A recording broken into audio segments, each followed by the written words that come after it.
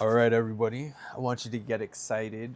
We have story time with Nathan. It's been a while. I missed you guys.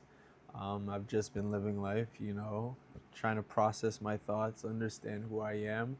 But I want to let you in on a key moment in my life, kind of something that it grew me in ways I never thought I was going to grow, but also led me to understand the things I want and what I don't want. And you kind of, when you go through things, you can kind of process what's working for you, what's not working for you, and understand more of who you are. This is why we do this stuff. But here we go. The truth about network marketing, or my experience with network marketing. And it kind of starts how it starts with everybody. You have that one homie who's just always been a hustler, and they invite you. They're like, yo, ring, ring, ring. What are you doing today? Nothing. Jerking off. No, I'm joking. Nothing. Just relaxing. Yo, come check out this meeting. You won't regret it. I swear you'll learn something. Um, and you can make your decision after that. Always skeptical, sketchiest thing ever. You're like, this is stupid. I'm not going to like it.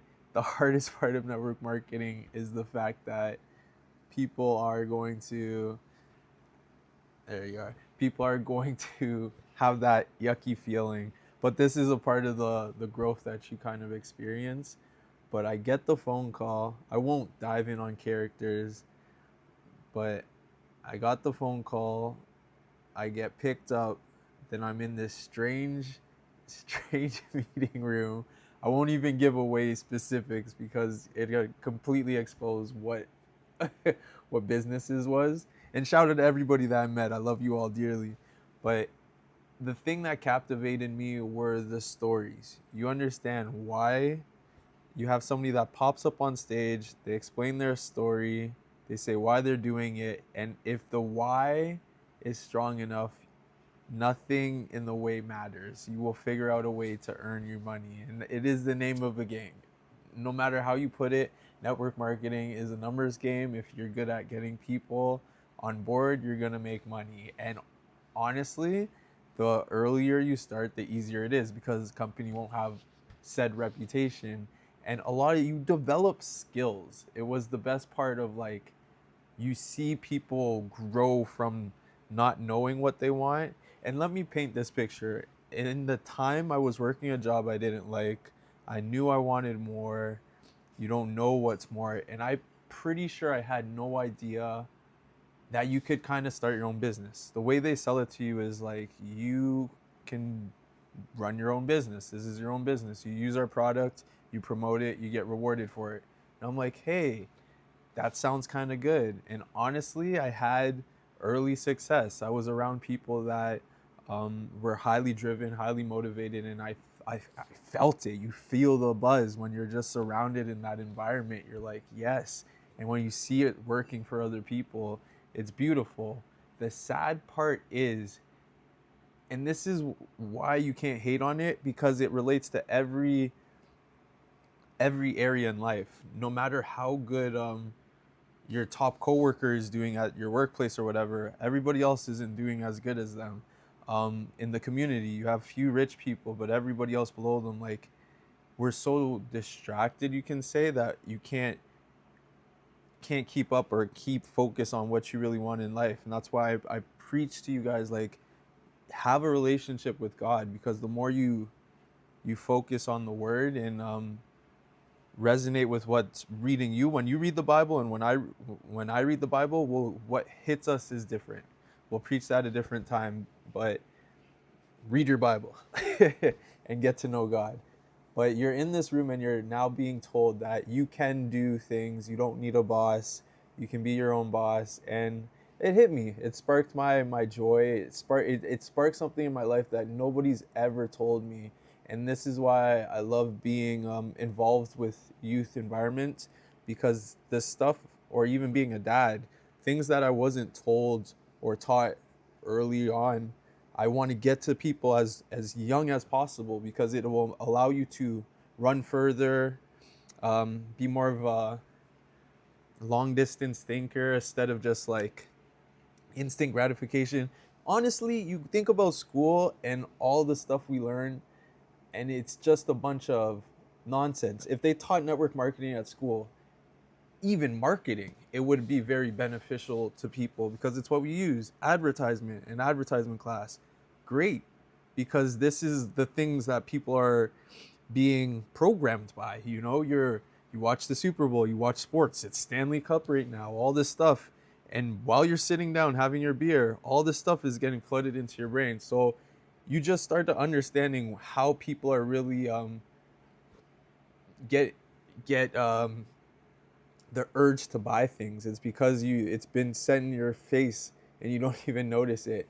But when you start learning people's stories and why I got addicted to the hustle and bustle, I had early success early on because I saw what the people are doing on stage, and I was like, hey, I could do this too.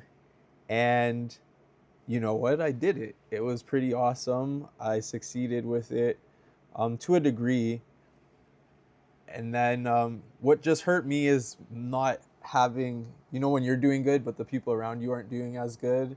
And that's kind of where it's like, damn. And they're like, oh, can you help me? But you're like, I kind of have to help myself. And that's more of when, and then the product that you're pushing, you have to like really, if you talk to the owner, that's cooler. And that's where I start like talk about all that stuff later. But when you actually believe in a product, it's so much easier to sell. Or if you're like a user of a specific product, you're easily, it's easier to share with the world because you're like, I use this every day. If you like it, sure. If you don't, that's okay. It's a numbers game. You just have to be able to talk to more people. And the way you convert people is you make the need like, oh yeah, this would make your life so much better. You kind of say, without this product, your life's gonna stay the same. It's gonna suck. But if you add this one special thing to your life, you can go to the moon and back and then some. All right. So you want it, and then it's a easy sell at that point, and then you get people involved into the culture. Once you're plugged into the culture, you're hooked.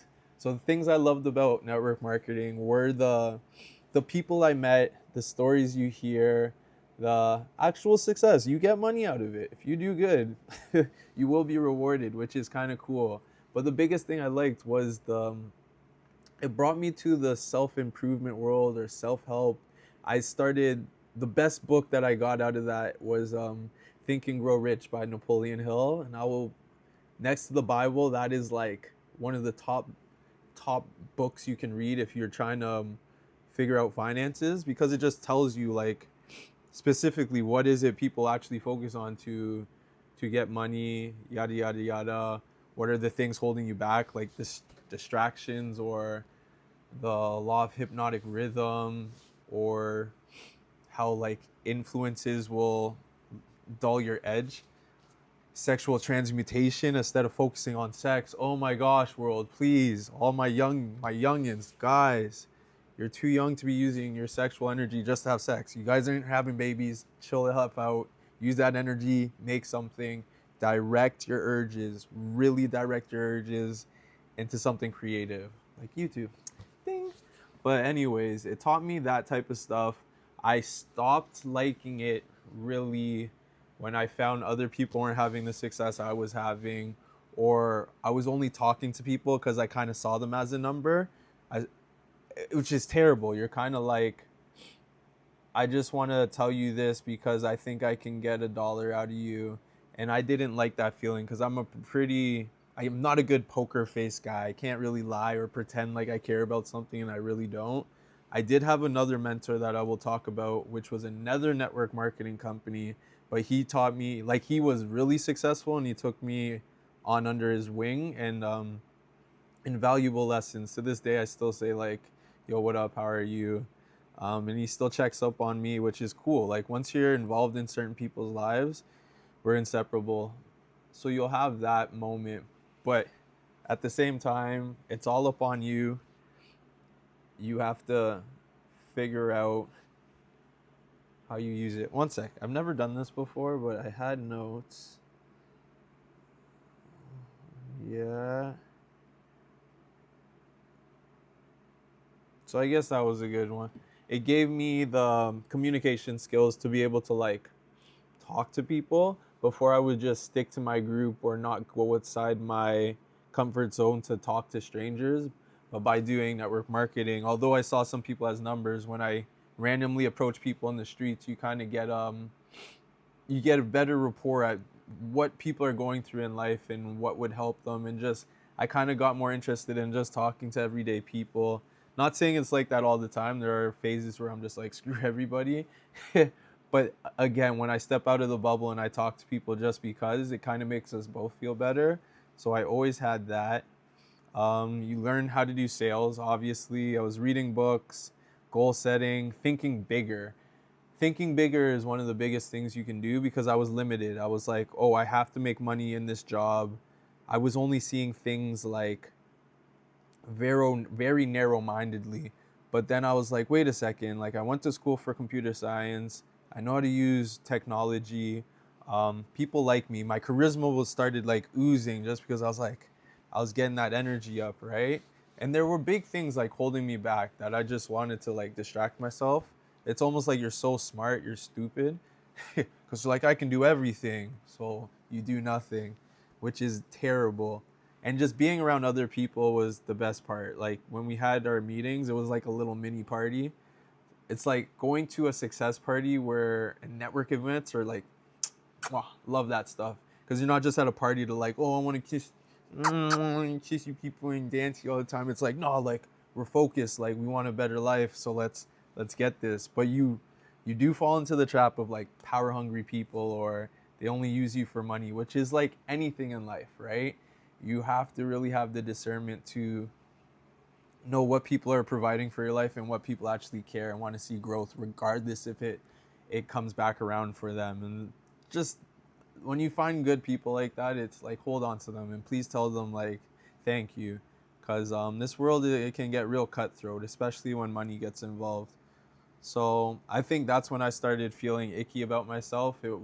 When I did have a dry spell and like things weren't going as well as I wanted it to, I couldn't handle the emotional side. I'm pretty I wouldn't say bipolar, but when I'm high, I'm really high, and when I'm down, I'm just like ugh. So when I was low, I didn't have time to do the things I wanted to, like play basketball or whatever, because I would be focusing on yo, get that money, get network marketing, and you have to be balanced, all right? So as much as it was kind of consuming my life, and money is not, I think for me, having a relationship with God was the most important thing. And it was just going through those battles, I was growing stronger, but I wish we were like, instead of reading this book, like it was like Bible study, but I'll talk more about that down the line. Um, so it's just really believing in a product. Don't just like, if you're gonna do network marketing, like please like really believe in whatever you're pushing. Like right now, I guess I'm just network marketing for the Bible because it's one book where it will hit you differently every time you read it. No rewards, just pro bono. Do what you got to do, but get aligned with God. Understand your alignment is different from my alignment, is different from other people's alignment. But you gotta cut out the noise to get to it. I'm just letting you know, like, network marketing was a big point in my life because it allowed me to think bigger. It was a really cool point. And then you're like, I'm marketing, networking, ooh. This is cool. Right? It just wasn't for me. I wanted deeper relationships. I wanted to build something for me. I didn't like the part where I was like building this company's business. Instead, that was around the time I started Guthrie Inc. And I was like, I can do this on my own and like get rewarded so much more instead of like being a little piece of the pie. You could say it's a pride thing too. I'm very prideful in the sense of like, I know where I come from. I know what I can produce. I've done it before, and I love sharing that with other people. So believe in yourself, all right, guys? And if you get in a part where you can use success, even when I say when you're in a job, you're still a business working that job. Every paycheck is another opportunity for you to, climb upwards or do what you got to do. So trust in yourself, believe in yourself. So I like that more. Like I'd have my upline and they're like, do this, do this, do this, do this, and like pushing me. And I'm like, I don't really feel like I'm my own boss right now. Like I'm still surrounded by so many people. I'm more of a like a solopreneur in the sense of like I like taking things slow when I gotta take it slow and go up when I gotta go up. And the more your business grows and you have more people involved, you're connected. Whether you like it or not, it turns to more of a job. So build slow, build stronger relationships is what I want.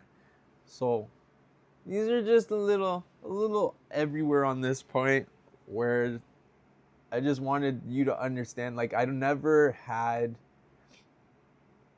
It's not that network marketing was like bad. It was more so not for me, but I learned so many things, and this is why I also preach doing things you don't want to do or you never thought you would do because you were forced to grow anyways. And if you check out my interview with my sister, it was type of like that. She pointed it perfect in the sense of like when you actually know your goal or you have a mission, the uncomfortable situations will come up just automatically living your journey, where I was like just seek out everything uncomfortable and do it because you'll grow anyways. But that can get in the way of actually aligning with who you are. Remember, things will take your energy away. It's up to you to be aware of what gives you that energy and what takes it away. This is energy getting organized, and we are being more aware of what gives us life and what takes it away. So be who you were created to be, all right? That means praying, fasting, being alone with your thoughts. Get rid of the noise so you can allow the space to speak to you, all right? This stuff is real. We are going through spiritual warfare right now. There's a lot of stuff that you'll never understand, but that doesn't mean you shouldn't prepare, all right? There's a lot of people numb. A lot of people numb right now. Can't handle it. And guess what? You're not supposed to be able to handle it. That's why you let go and give it to God. Preach that 100%. And I love you guys, all right? If you ever need to hear that, I love you guys. I love doing these videos. I miss you guys. The truth about network marketing, blase, blase. That was my little story. I'll probably make more of them and talk about it better. But that was just it was like an opening. It was the opening of like, yo, Nate, you can do more, man. You can do more. So shout out to the person who invited me to that event. If you ever do get invited, whether you're going to say yes or no, go. What are you doing anyways? You're going to watch Netflix anyways, right? Screw it. Find some people that are like doing stuff in life. So I love you guys. We out.